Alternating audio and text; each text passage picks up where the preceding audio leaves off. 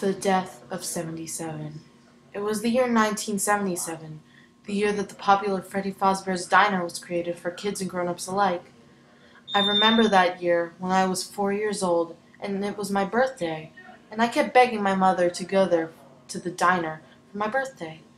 After seeing all of the commercials on TV, it sounded like a fun place for a kid my age. Finally, my mother gave in, and we hopped into our Buick Skyhawk and drove to Freddy Fazbear's Diner, which was about a 20-minute drive from our old house in the 70s.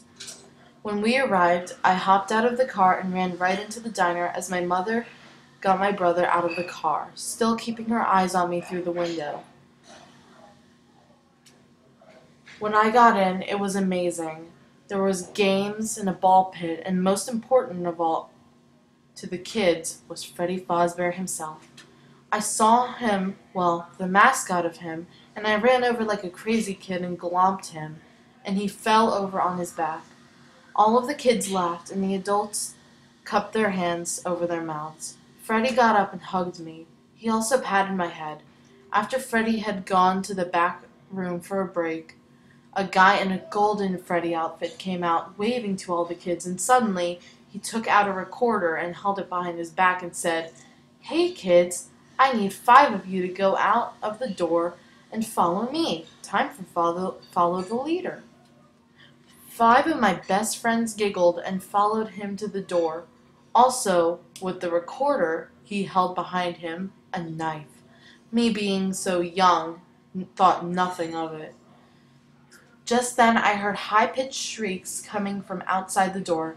I opened it, and the Golden Freddy waved his arms surrounded by all of my friends' dead bodies. He reached into the costume pockets and grabbed a small handgun, and he put it into the costume mouth and shot himself. I let out a very loud scream. When I saw the Golden Freddy drop to the ground with blood leaking through the costume, when all of the parents walked over, the ones with the dead kids screamed and cried, leaning against their dead bodies. My mom grabbed my brother by the arm, thinking I would follow along, but no, I didn't. I stayed behind, hiding behind the show stage. Suddenly, an employee came over to me. "Hello, sweetheart. Are you okay?" she asked me. I nodded my head with tears rolling down my face. "Here, I will have to." I looked up at her and I saw the Golden Freddy. I don't know if it was a hallucination or maybe it was his spirit after he died. Her voice deeper. "Escort you out!" I screamed, and she grabbed my arm and pushed me out, and I realized my family and everyone had already left out. I screamed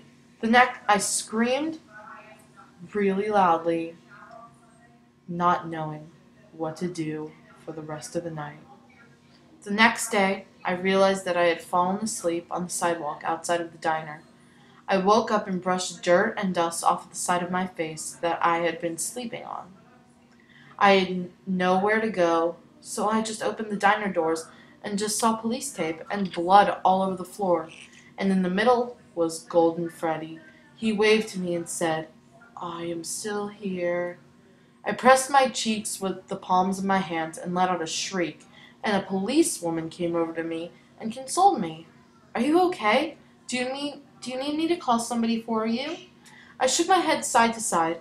The policewoman walked away and took out her radio and said, "Officer Deals, I need you here immediately. There's a child left here alone, without parents," she said loudly into the radio. The radio turned back on. "Shh, turn 4, the other officer said. Just then I heard a slap outside the door, and there was a newspaper. I went outside and picked it up, as I always did at home, for my parents. I just got used to that routine. I shook it open and read, "Child gone missing. Has blonde hair, blue eyes, and has gone missing at Freddy Fazbear's Diner. Possibly murdered." As I turned around, the policewoman was standing there.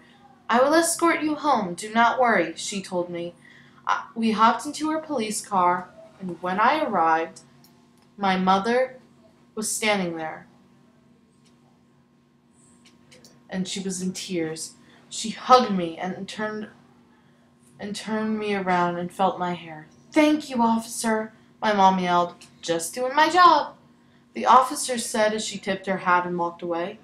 That night, my mother tied my hair with ribbons and put my lacy pajamas on. As I walked to my room, I heard a voice of Golden Freddy again. "I'm still here. I'm still here." I just thought I was hearing things, so I went to my bed and I heard a creaking noise next to me, coming from the rocking chair. Golden Freddy was sitting there watching me. "I'm still here," he said slowly, and he touched my head. I let out one mortified shriek and he was gone. Nobody knew who was in that costume. Nobody knew why I was seeing him. I guess it will never be solved.